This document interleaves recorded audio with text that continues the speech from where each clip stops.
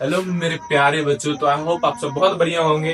तो class 10th में सिर्फ एक क्लास नहीं है, ये आपके फ्यूचर का एक फाउंडेशन है। मतलब कि ये आपका पहला सीढ़ी हो सकता है, यानी कि बिहार बोर्ड जैसे भी कोई एग्जाम का कैसे एग्जाम देते हैं, वो आपका फर्स्ट स्टेप हो गया।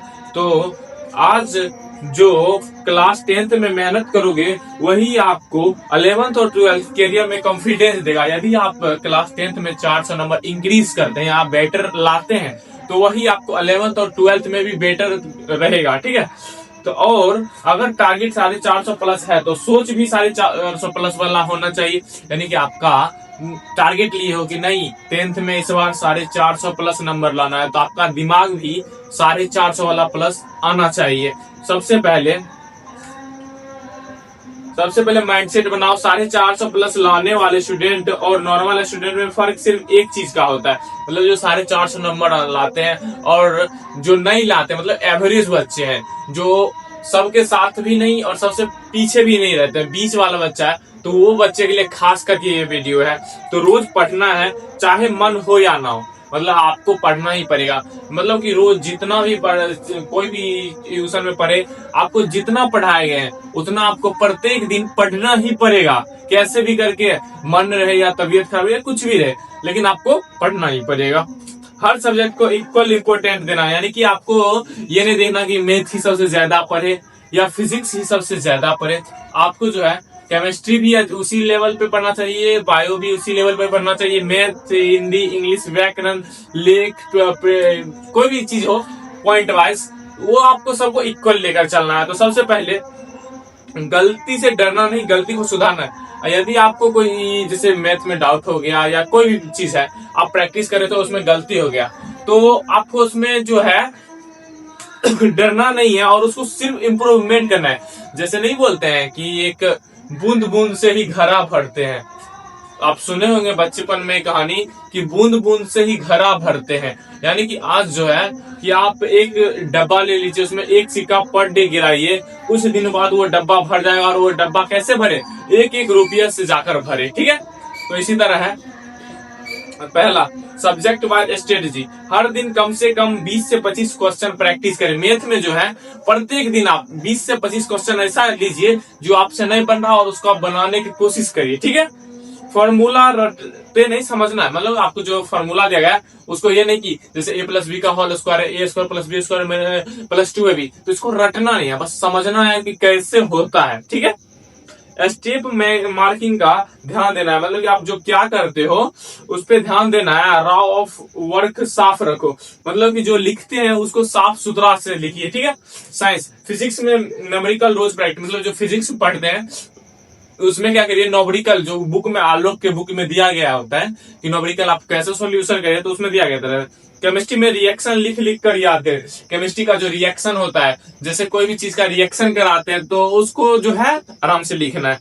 बायो में डायग्राम प्रैक्टिस। बायो में जैसे आप चित्र का, मतलब जो चित्र होता है ना, डायग्राम वगैरह, मतलब मानव चित्र, कोशिका, भित्ति कोशिका, ये सब के बारे में आपको जो है डायग्राम बनाकर प्रैक्टिस करना चाहिए। ठीक है, social science, answer point wise लिखो, मतलब जो सोशल साइंस में सब्जेक्ट है उसको आंसर वाइज लिखो। ठीक, मैप प्रैक्टिस रोज करो। उसमें जो मैप दिया गया रहता है भारत का, जापान का, वर्ल्ड मैप का, इंडिया का, बिहार का, ये सब का मैप का रिवाइज किया करो। ठीक है, डेट्स और डिफाइंडेड अंडरलाइन करो, मतलब जो उसमें डेट्स दिया जाता है कि इतने ईस्वी में ये हुआ, इतने ईस्वी में ये नहीं हुआ, उसको अंडरलाइन, हाईलाइटर से अंडरलाइन करो। ठीक, उसके बाद दिया गया है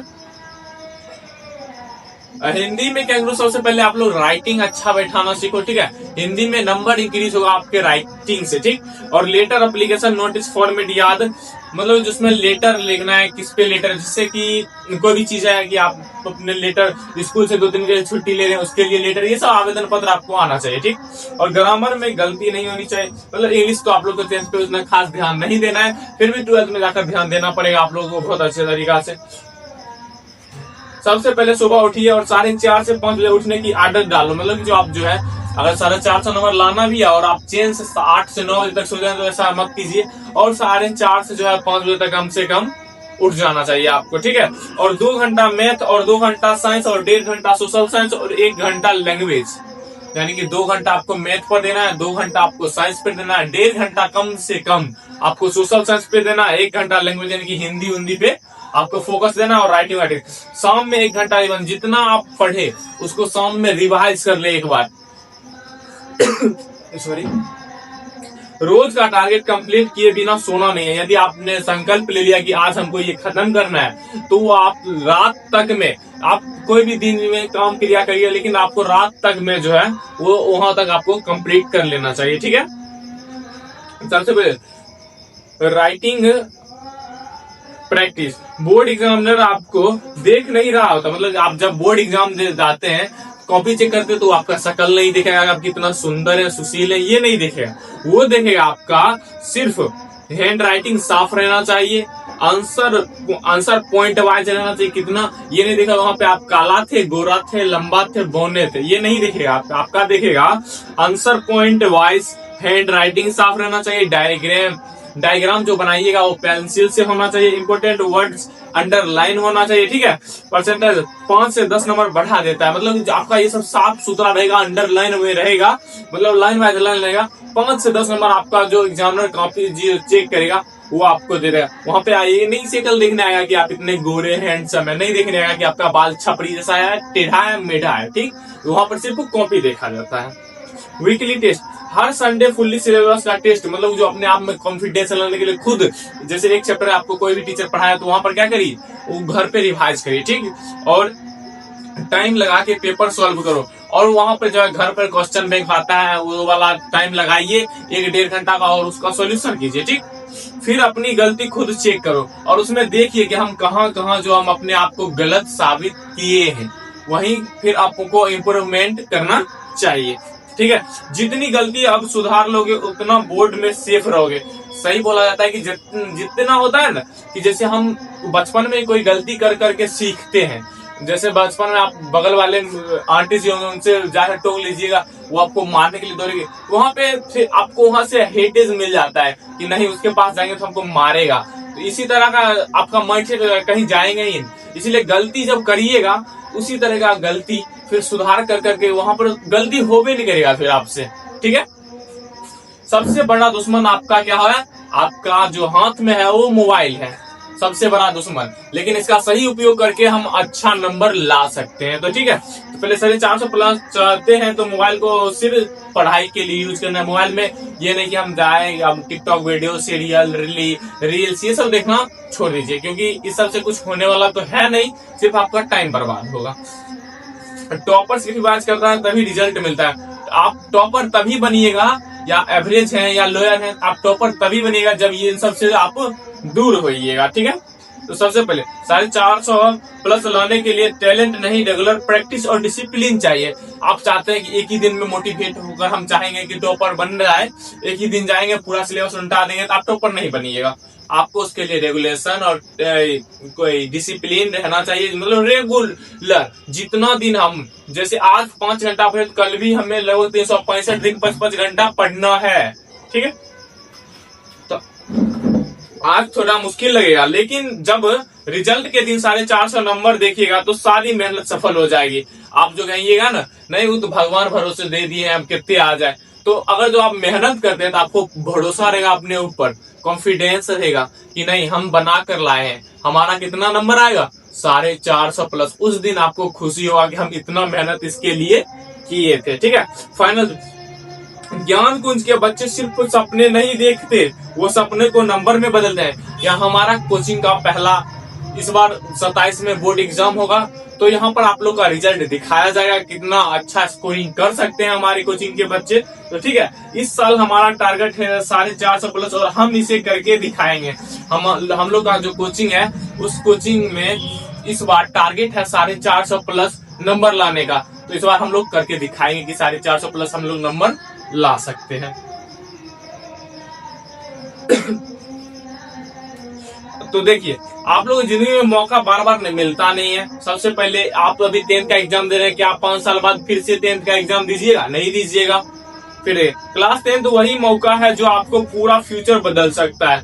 आपका जो ये 10th क्लास का है ये आपका फ्यूचर डिसाइड कर सकता है कि आप किस मोड में जाइएगा। ठीक है, आज अगर आपने सही डिसीजन ले लिया तो कल आपका रिजल्ट ही आपको पहचान बनेगा।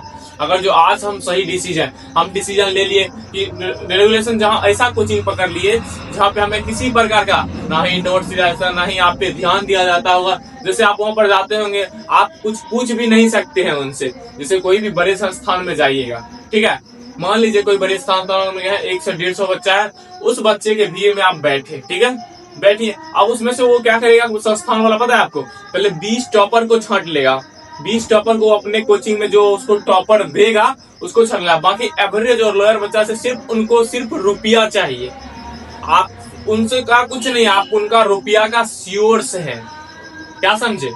वहां पर सिर्फ आपको वहां पे मतलब रहेगा सिलेबस हमारा खत्म हुआ, ना ही आपका कॉपी चेक होगा, ना ही आपसे कोई बहस रहेगा। यदि आप ज्यादा शोर करते हो तो उस दिन आपको बोलेगा होमवर्क दिखा। आप लोग का आदत रहेगा कि हम होमवर्क बनाए या ना बनाए, हमारा तो कॉपी चेक करेगा नहीं टीचर, तो आपका आदत रहेगा। उस दिन आप पिटाई खा जाइएगा। फिर एक दिन मोटिवेट करेगा आपको कि ये करिए, डिस करिए, डैट करिए, फलना करिए, चिल्ला करिए। फिर आपके अंदर 1 से 10 दिन पढ़ने का जुनून आएगा।